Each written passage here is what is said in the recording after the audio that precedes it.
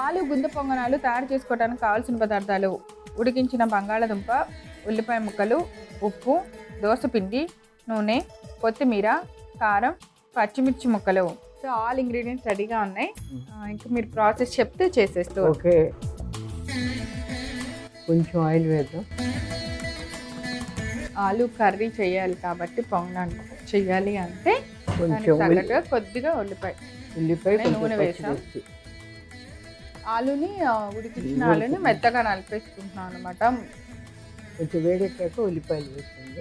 వేస్తాం. ఫస్ట్ ఉల్లిపాయలు వేసాం, అలాగే పచ్చిమిర్చి కొంచెం వేగాలి.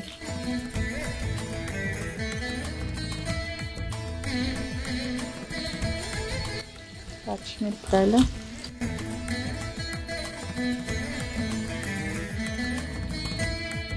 యాక్చువల్లీ స్టఫింగ్లో పెట్టేవి బాగా ఫ్రై అవ్వక్కర్లేదు, అలా అని అసలు వేగకుండా కాకుండా అలా కొంచెం ఆ పచ్చి వాసన పోతే చాలా అంటారు కదా, అలా అనమాట. ఇది మన ఆలుని బాగా మెత్తగా చేస్తాము ఆల్మోస్ట్. ఎందుకంటే దీంతో మనం ఉండల్లాగా చేసి పొంగనాలలో వేస్తాం కాబట్టి ఆలు ఎంత మంచిగా మెత్తగా అయిపోతే అంత బాగుంటుంది కదా. ఆలు ఎక్కువగా ఈజీగా ఉండే వెజిటబుల్ అండి. ఇంట్లో కూరగాయలు లేకపోతే ఆలువే హెల్ప్ చేస్తుంది. అవును, కొంచెం మన అంటే కూర కూడా ఎక్కువ వేగకుండా కొంచెం కచ్చపచ్చగా కొంచెం లైట్గా వేగితే కొంచెం కారం, కొంచెం ఉప్పు, కొత్తిమీర, అంతే, ఇంకేం లేదు. లైట్గా తీసి కూర తీసేస్తాం.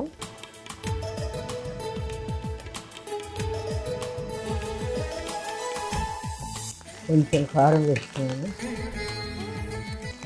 ఉడికితే ఆపేస్తే సరిపోతుంది మనకి. అలా తిప్పుతూ ఉండండి ఆపేసి, ఎందుకంటే ఆలులో ఎక్కడో నీళ్ళు వచ్చుకుంటాయి. కొంచెం కొత్తిమీర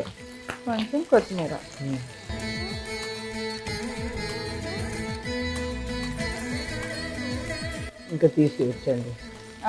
ఇలాగా వేగుతుంది కదా కూర, తీసివచ్చు. సో మనకి ఆలు కూడా చక్కగా చల్లారిపోయింది, మనం చేసిన ఆలు కూర అంతా.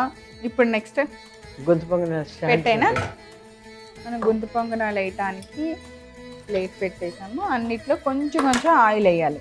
ఎస్, ఏ వంట అయినా మేమేమీ చెప్పక్కర్లేదు, ఆవిడంతటా ఆవిడే మాకు చెప్తారు. వంటలు చేసి చేసి మీరు చేయించి నేను కూడా ఒకప్పటికి ఎక్స్పర్ట్ అయిపోతాను.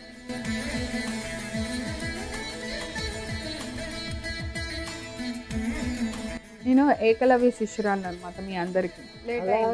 చూడగా కూడా అవగాహన చాలా పెరిగిపోతుంది. ఒక ప్లేట్ ఇచ్చేయండి, వైట్ కలర్ ప్లేట్. కొంచెం కొంచెం చాలా చిన్నవి తేవండి గారు, ఎక్కువ పెద్దగా చేస్తే మళ్ళీ రావు, అందుకే చిన్నగా ఉండల్లా చేసి పెడుతున్నాను నేను. వీటిని దోసపిండిలో డిప్ చేయడం అంతే, ఈజీగా అయిపోతుంది. మీరు నాకు పిండి ఇచ్చేయండి, నేను ఇది ఎక్కాక ఒక్కొక్క ఉండని డిప్ చేసి దీనిలో వేయాలి, అంతే కదా. అంతే. ఆల్రెడీ నేను కూర కొంచెం చేస్తే ఇది వేడిగా ఉంది, కూర పెట్టి చూపిస్తాను. ఇది చాలా వేడిగా అనిపిస్తుంది.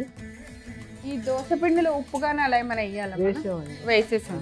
మామూలుగా మనం దోశల పిండిలో దోశ వేసే ముందు కొంచెం ఉప్పు కలుపుతాం కదా, అట్లా కాదు. మామూలుగా ఏమైనా చేస్తే ఇంత కష్టం ఉండదు, కానీ ఇది ఆలుగడ్డ మ్యాష్ చేసింది కాబట్టి కొంచెం చేతికి అంటుకుంటుంది. సో ఇప్పుడు డిప్ చేసి అన్ని నా చేతిలో ఉన్నాయి ఆలువి స్టఫ్ చేసినవి. మీకు చాలా పోతే పైన కావాలంటే పిండి కొంచెం వేసుకోవచ్చు. దోశల పిండిలో ఇలా డిప్ చేసుకొని ఒక్కొక్కటి. చాలా ఏజ్ ఎవరైనా తినము అరగదు అన్న వాళ్ళకి కూడా దే కెన్ హ్యావ్ ఇలాంటి స్నాక్స్. ఎప్పుడన్నా ఇలా స్నాక్స్ తినాలి అనిపిస్తే ఇలా హెల్తీగా చేసుకొని తింటే సరిపోతుంది. కొంచెం ఫాస్ట్గా కూడా అయిపోతాయి లేంటివి. అవునా? అంటే దోశల పిండి కదా, అందుకని. మన శనగపిండి సోడా అది వేస్తాం, ఇందులో ఏం ఉండదు కదండి, బియ్యం పప్పే కదా.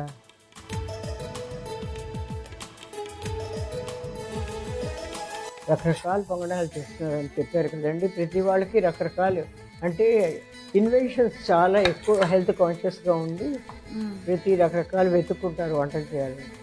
స్పెషల్లీ సాటర్డే సండే వస్తే కిడ్స్ కోసం ఏదో ఒకటి చేయాలి కదండి. అవును, చేయాలి, ఏదో ఒకటి చేయాలి, అండ్ హెల్తీగా కూడా చేయాలి. ఇన్ని టాస్క్లు ఉన్నాయన్నమాట. చాలా ఫాస్ట్గానే వెళ్ళిపోతుంది కదండి. అవును.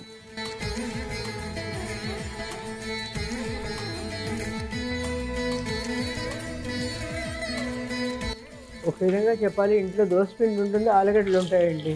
అవును. 2 కాంబినేషన్తో సాటర్డే ఈవినింగ్ స్నాక్స్. సరదాగా అలా ఒక నిమిషంలో చేసేసుకోవచ్చు, ఎక్కువ పని కూడా లేదు. అండి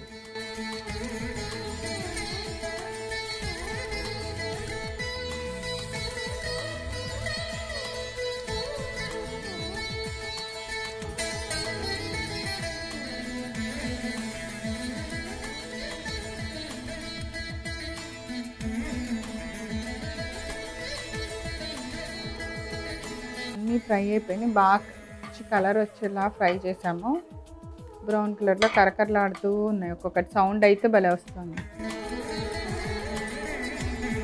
పొంగనాలు చూడండి, మనం ఎంత కొద్దిగా ఆయిల్ వేసినా కొద్దిగా ఆయిల్ కూడా మళ్ళీ ఆయిల్ తీసుకోవట్లేదు. ఆలు గుంత పొంగనాలు తయారు చేసుకోవడానికి కావాల్సిన పదార్థాలు: ఉడికించిన బంగాళదుంప, ఉల్లిపాయ ముక్కలు, ఉప్పు, దోసపిండి, నూనె, కొత్తిమీర, కారం, పచ్చిమిర్చి ముక్కలు.